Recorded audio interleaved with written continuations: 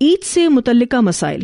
رسول اللہ صلی اللہ علیہ وسلم ابو بکر، عمر اور عثمان اور رضی اللہ عنہم پہلے نماز پڑھتے پھر خطبہ دیتے تھے، اسے بخاری نے روایت کیا ہے۔ نبی اکرم صلی اللہ علیہ وسلم کا طریقہ بھی یہی تھا۔ پھر اسی طرح سے 3 خلفاء کا نام لیا گیا جس میں ابو بکر، عمر اور عثمان ہیں کہ پہلے نماز پڑھتے تھے پھر خطبہ دیتے تھے۔ ٹھیک ہے، عیدین کا خطبہ ممبر پر نہ پڑھیں، یہ بات بخاری میں آتی ہے، اور صحیح مسلم میں سیدنا ابو سعید خدری رضی اللہ عنہ کی حدیث سے معلوم ہوتا ہے کہ عیدگاہ میں ممبر کا اہتمام مروان بن حکم کے عہد میں کیا گیا۔ سنن ابی داؤد اور سنن ابن ماجہ میں ہے کہ ایک شخص نے مروان کے اس فعل پر اعتراض کرتے ہوئے کہا کہ تم نے عید کے روز ممبر لا کر سنت کی مخالفت کی کیونکہ اس روز اسے نہیں لایا جاتا۔ اس کی اصل صحیح مسلم میں ہے، یعنی عیدگاہ میں جب امام خطبہ دے گا تو اس کے لیے ممبر کا اہتمام نہیں کیا جائے گا۔ ٹھیک ہے جی۔ سیدہ عائشہ رضی اللہ تعالی عنہا کے پاس بچیاں ڈف بجا کر اچھے اشعار گا رہی تھیں۔ سیدنا ابو بکر رضی اللہ عنہ نے انہیں منع کیا۔ نبی اکرم صلی اللہ علیہ وسلم نے فرمایا، اے ابو بکر انہیں کچھ نہ کہو، بے شک آج عید کا دن ہے، بلا شبہ ہر قوم کی ایک عید ہوتی ہے اور آج ہماری عید ہے۔ اسے بخاری نے روایت کیا ہے۔ اس حدیث سے ریلیٹڈ جو حاشیہ ہے اس کو دیکھیں۔ اس حدیث سے معلوم ہوا اگر پڑھنے والی چھوٹی بچیاں ہوں، آلات موسیقی میں صرف ڈف ہو، نیز اشعار خلاف شریعت نہ ہوں اور عید کا موقع ہو تو ایسے اشعار پڑھنے یا سننے میں کوئی حرج نہیں، لیکن مفاد پرست لوگوں نے اس حدیث سے اپنے منمانے معنی لے لیے۔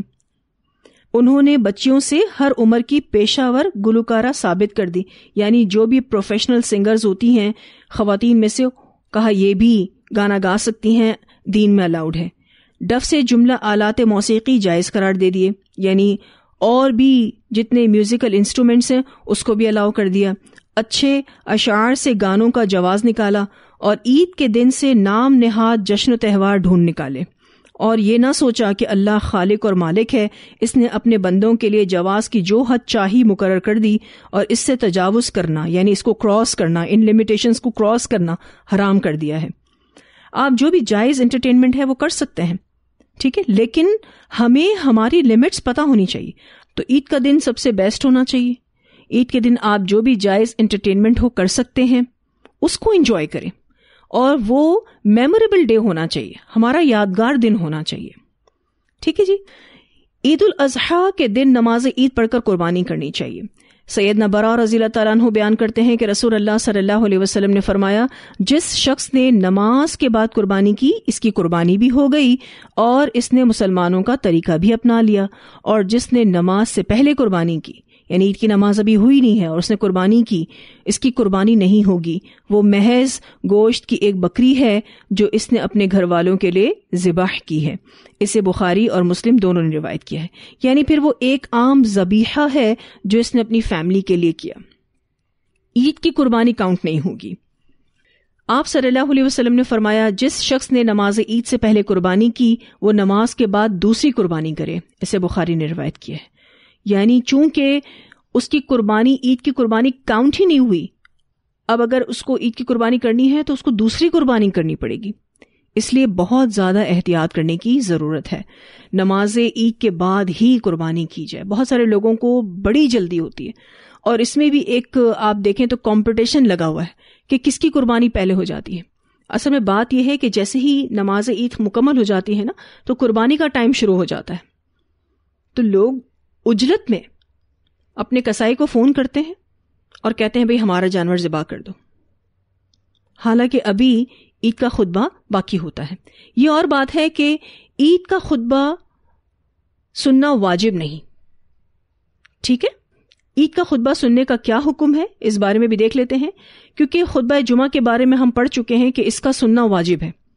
جمعے کے خطبے کے بارے میں ہم نے پڑھا تھا نا کہ اس کا سننا واجب ہے اور اس کے دوران خاموش رہنا بھی واجب ہے، لیکن عید کا خطبہ سننا واجب نہیں ہے۔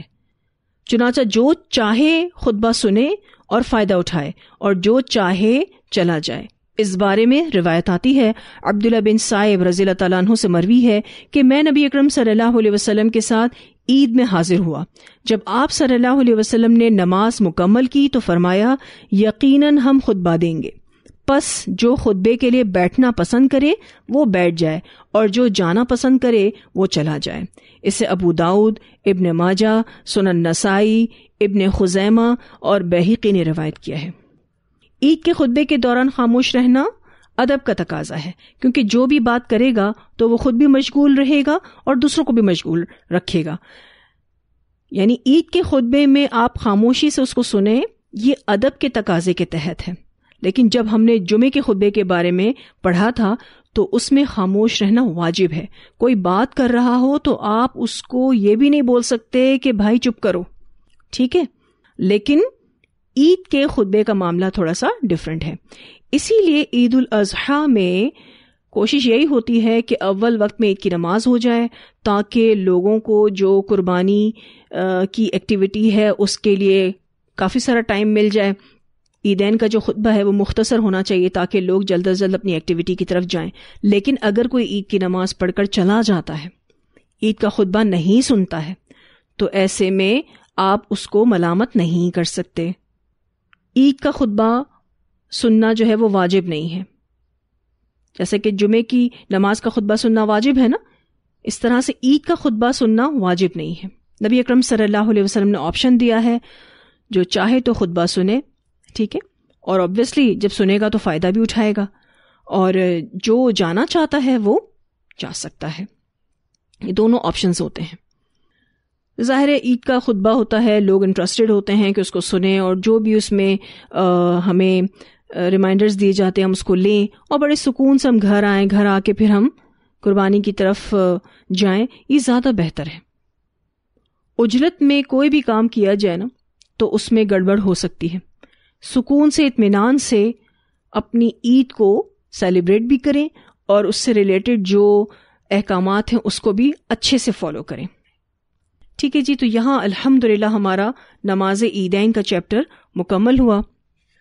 اب میری ایک ریکویسٹ ہے آپ سب سے کہ نیکسٹ جو بھی عید انشاءاللہ آنے والی ہے، آپ اس سے پہلے نماز عیدین کے جو بھی احکامات ہیں، جو بھی ڈیٹیلز ہیں، وہ آپ اپنی فیملی سے شیئر کریں تاکہ اس بارے میں جو بھی کنفیوژنز ہیں وہ ختم ہو جائیں، اور کچھ ڈیٹیل احکامات بھی اپنی فیملی سے شیئر کریں کہ کوئی ایمرجنسی کی صورتحال میں کبھی کسی کی نماز مس ہو جاتی ہے، کمپلیٹلی مس ہو جاتی ہے، کبھی کسی کی ایک رکعت مس ہو جاتی ہے، کبھی کسی کی دونوں رکعت مس ہو جاتی ہیں، صرف تشہد مل رہا ہوتا ہے.